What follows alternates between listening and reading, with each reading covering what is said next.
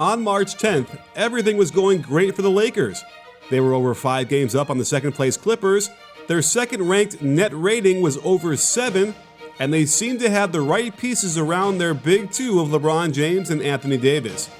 But all hell has broken loose since then, and the future has gotten a bit cloudier for the Lake Show, casting doubt on what was once an inevitable run straight towards an NBA title.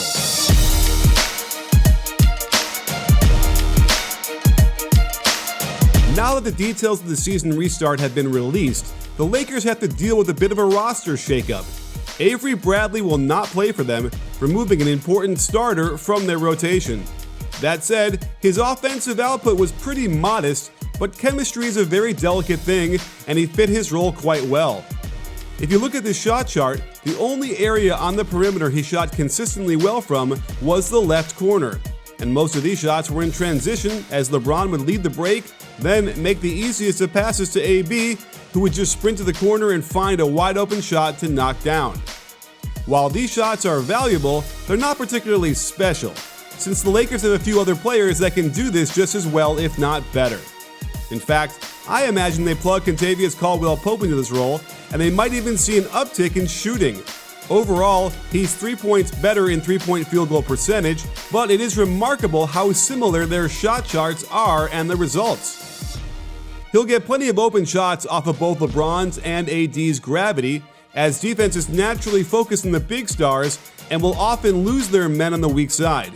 But he too relies on running out in transition to find open threes, and it's safe to assume that these shots aren't as readily available in the playoffs when teams are better and the intensity is raised a lot higher than regular season games. One key to knocking down these types of corner threes is to sprint as fast as you can, and the best way to improve your speed is to make sure you're groomed properly in the nether region. And that's where Manscaped comes in with their all-new Lawnmower 3.0. It's scientifically proven that you move faster and shoot better with improved airflow between your legs.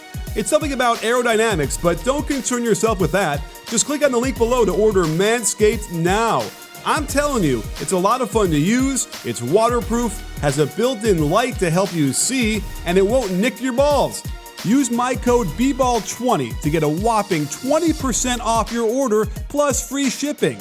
I'm a subscriber and you should be too, so you can get a free travel bag plus their patented high-performance anti-chafing Manscaped boxer briefs. You want to talk about helping your jump shot? Throw a pair of these on and start swishing.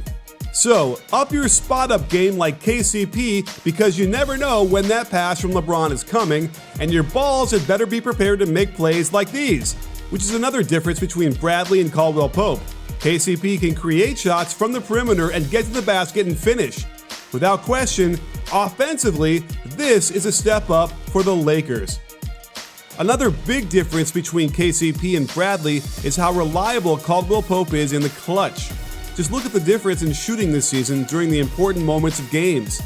I have no doubt LeBron will feel a lot more comfortable passing to him than Bradley when a playoff game is on the line.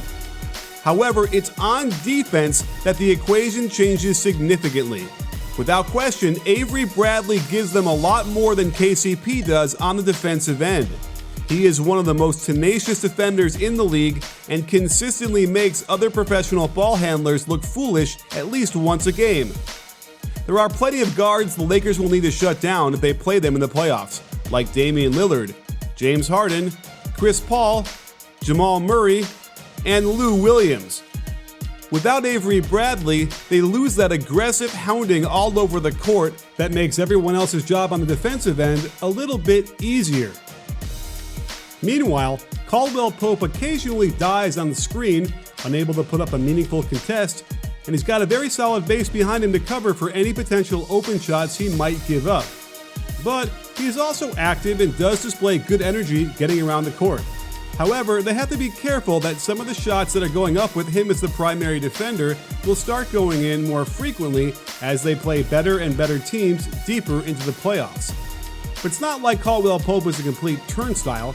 He can be physical with players coming off of screens and make an occasional heads-up play, and there are plenty of examples of really great hustle and desire.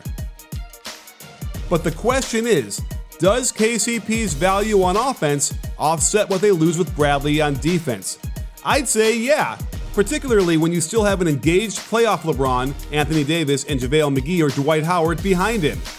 Here, watch how he closes out to take away the shot, and LeBron and company all rotate perfectly to back him up and force the miss.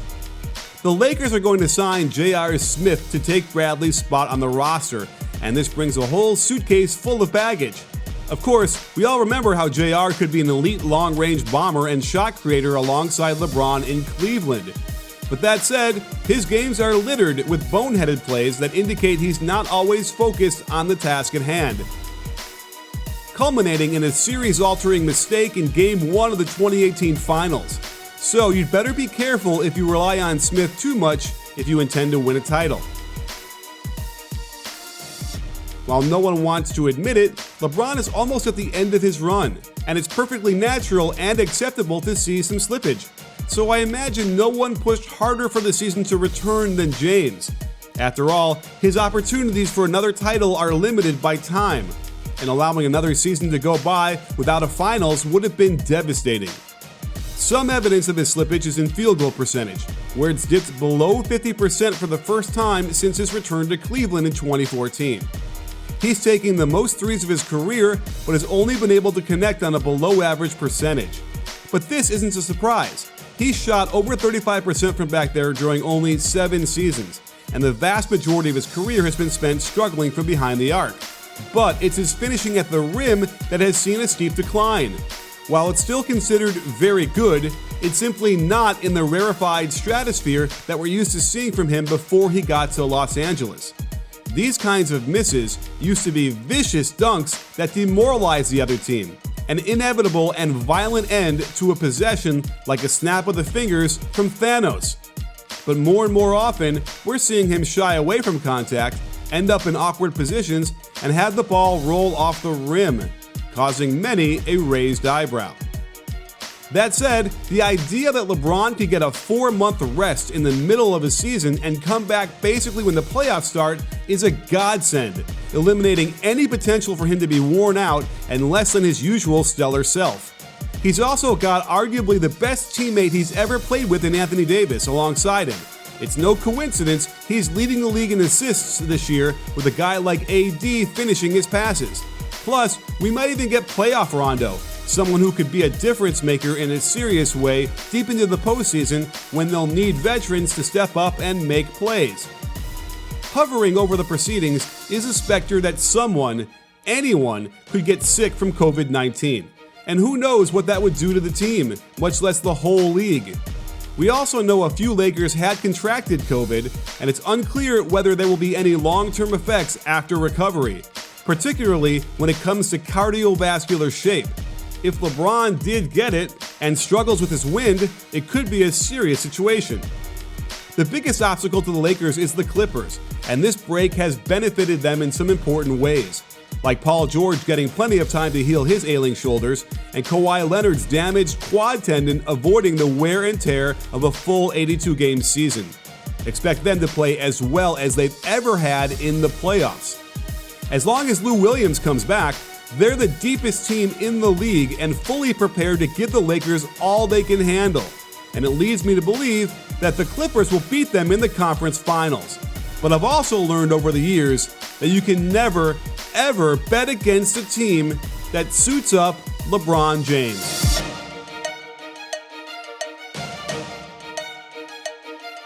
If you like this video, please give it a thumbs up and subscribe to B-Ball Breakdown so you can get alerted right away when we drop a new video. This season will be filled with incredible content, so don't miss it. You in?